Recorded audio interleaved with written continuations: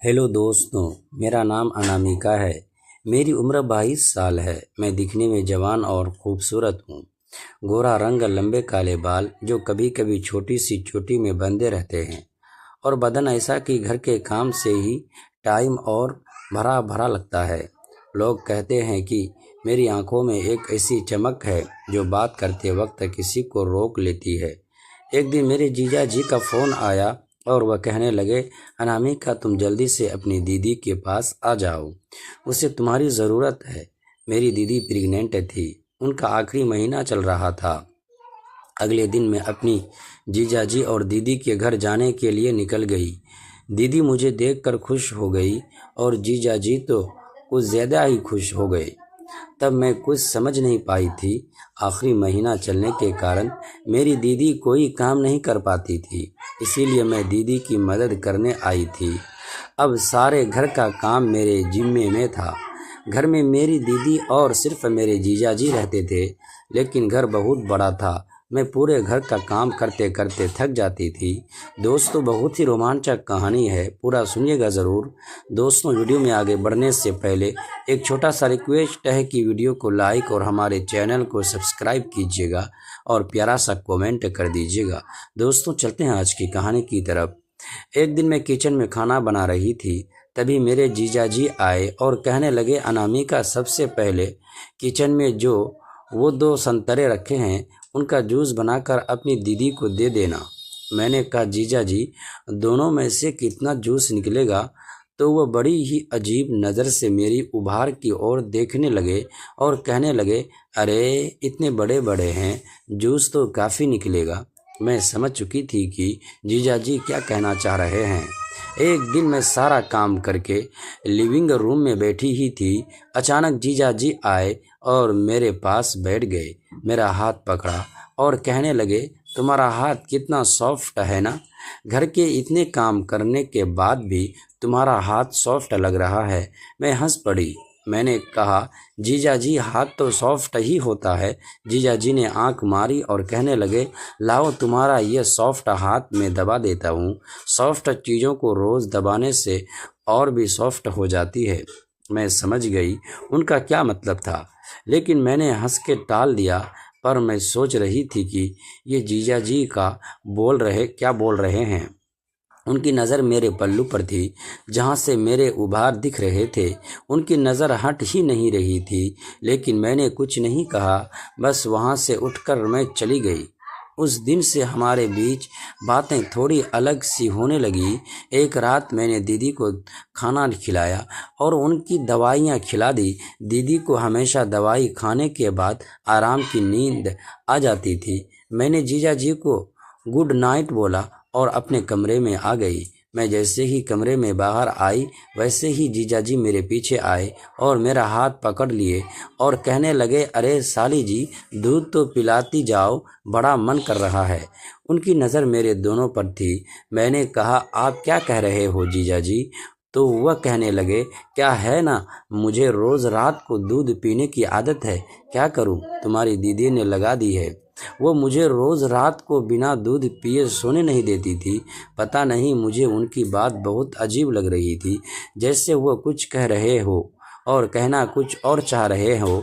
मैंने भी पूछ लिया, ठीक है जीजाजी, मैं अभी किचन से लाती हूँ। बताइए, आप ठंडा दूध पियोगे या गर्म? तो उन्होंने कहा, जैसा आप पिला दो।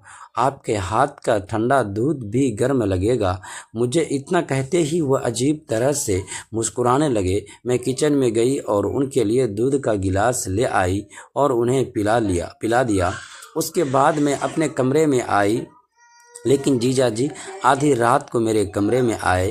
तब मैं बेड पर लेटी हुई थी। मैंने ट्रांसपेरेंट नाइटी गाउन पहना हुआ था और फ़ोन पर किसी से बात कर रही थी।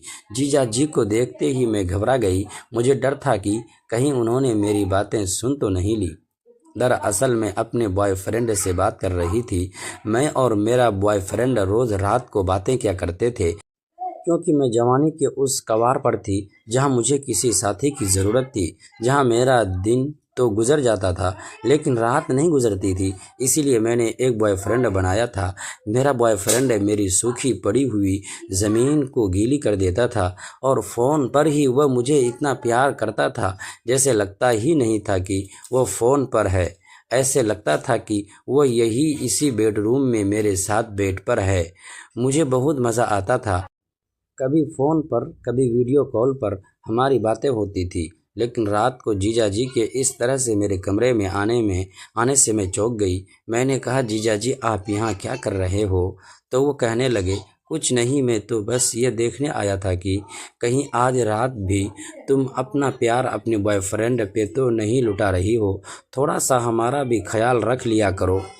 उनके इतना कहते ही मैं चौंक गई और घबरा कर मैंने पूछा, क्या बोल रहे हो आप? कहीं आप पागल तो नहीं हो गए हो? वह कहने लगे, हाँ पागल तो तुम्हारे प्यार में ही हो गया हूँ, और अब सोच रहा हूँ कि सुबह तुम्हारे मम्मी पापा को बुला लूँ और उन्हें सब बता दूँ कि कैसे तुम जब से यहाँ आई हो तब से रोज़ रात को अपने बॉयफ्रेंड से बात करती हो और बहुत कुछ करती हो, जिसकी आवाज़ें कमरे के बाहर तक आती है, जिसे मैं रोज़ सुनता हूँ। मैं चौंक गई। मैंने जीजा जी के पैरों में गिड़गिड़ाने लगी। मैं उनसे विनती करने लगी कि वह यह बात किसी को न बताए, नहीं तो मेरी बहुत बदनामी हो जाएगी। मैं रोने लगी। फिर जीजा जी ने मुझे उठाया और कहा, ठीक है, मैं किसी को कुछ नहीं बताऊंगा, लेकिन मेरी भी एक शर्त है जिन्हें तुम्हें पूरा करना पड़ेगा। मैंने हैरत से पूछा, कौन सी शर्त? ज़्यादा कुछ नहीं, मुझे बस वही चाहिए जो अभी कुछ देर पहले मैं मांग रहा था। मैं सोच में पड़ गई कि जीजा जी मुझे कुछ देर पहले क्या मांग रहे थे। फिर मुझे अचानक याद आया। मैंने कहा, आपको दूध पीना है? तो कहने लगे, हाँ, और मुझे तुम्हारा प्यार भी चाहिए जो तुम्हारी दीदी कुछ महीनों तक मुझे दे नहीं पाएगी। मैं ऐसी कश्मकश में फंस गई थी, मुझे समझ नहीं आ रहा था मैं क्या करूं। अगर जीजा जी की शर्त नहीं मानती तो वह सबको बता देंगे। मैंने कहा, ठीक है, लेकिन आप वादा करो कि इसके बाद आप किसी को कुछ भी नहीं बताओगे। उन्होंने वादा किया कि वह किसी को नहीं बताएंगे। उसके बाद मैंने अपने दोनों खोल कर मैंने वह प्यार दिया जो दीदी प्रेग्नेंट होने की वजह से नहीं दे पा रही थी। जीजा जी ने पूरी रात सोने नहीं दिया। ऐसा लग रहा था जैसे वह कितने सालों से प्यासे हो। उस रात के बाद रोज़ रात को दीदी के सोने के बाद जीजा जी कमरे में आते और अपनी मनमानी करते। अब तो मैं भी उन्हें नहीं रोकती थी, क्योंकि मुझे भी अब मज़ा आने लगा था। मैं एक छोटे से कस्बे के किनारे बने पुराने पुश्तैनी घर में रहती थी। घर बहुत बड़ा था, ऊंची छतें, लकड़ी के पुराने दरवाजे, लंबा बरामदा और पीछे फैला हुआ एक सुनसान बगीचा। दिन में यह घर जितना खूबसूरत लगता, रात होते ही उतना ही रहस्यमय हो जाता। मेरे लंबे काले बाल अक्सर छोटी सी चोटी में बंधे रहते थे। सुबह से शाम तक घर के कामों में व्यस्त रहने के कारण मुझे सजने संवरने का ज़्यादा समय नहीं मिलता था। फिर भी जब कभी मैं आईने के सामने रुकती तो अपनी आंखों में एक अजीब सी चमक देखती, जैसे वे मुझसे कोई ऐसी बात करना चाहती हो जिसका अर्थ मैं खुद नहीं समझती थी। एक शाम बारिश अचानक शुरू हो गई। आसमान में बादल गरज रहे थे और तेज़ हवा के कारण पुरानी खिड़की दरवाजे बार बार हिल रहे थे। घर में मैं लगभग अकेली थी। बाकी लोग बाहर गए हुए थे और उनके लौटने की कोई खबर नहीं थी। मैं रसोई से निकलकर बरामदे में आई ही थी कि अचानक ऊपर की मंजिल से किसी चीज़ के गिरने की आवाज़ आई। धड़ाम! मैं वहीं रुक गई। कुछ पल तक केवल बारिश की आवाज़ सुनाई देती रही। फिर दूसरी आवाज़ आई, इस बार जैसे किसी ने धीरे से लकड़ी का दरवाज़ा बंद किया हो। मेरे मन में सवाल उठा, ऊपर कौन गया? मैंने हाथ में लालटेन उठाई और सीढ़ियों की ओर बढ़ गई। पुरानी सीढ़ियाँ मेरे कदमों के नीचे चरमराने लगी। एक एक सीढ़ी चढ़ते हुए मेरा दिल तेज धड़क रहा था। ऊपर पहुंचकर मैंने देखा कि गलियारे के आखिरी कमरे का दरवाज़ा थोड़ा खुला हुआ था। वह कमरा वर्षों से बंद था। घर में बचपन से मुझे सख्त हिदायत थी कि उस कमरे के पास भी नहीं जाना है। मैंने कई बार पूछा था कि आखिर उसमें ऐसा क्या है, लेकिन हर बार जवाब मिलता कुछ नहीं, बस पुरानी चीज़ें रखी हुई है। लेकिन आज वही बंद कमरा खुला हुआ था। मैंने दरवाजे को हल्का सा धक्का दिया और सरकाने की कोशिश किया। दरवाज़ा चरमराते हुए खुल गया। अंदर धूल की मोटी परत जमी थी। एक कोने में पुराना संदूक रखा था।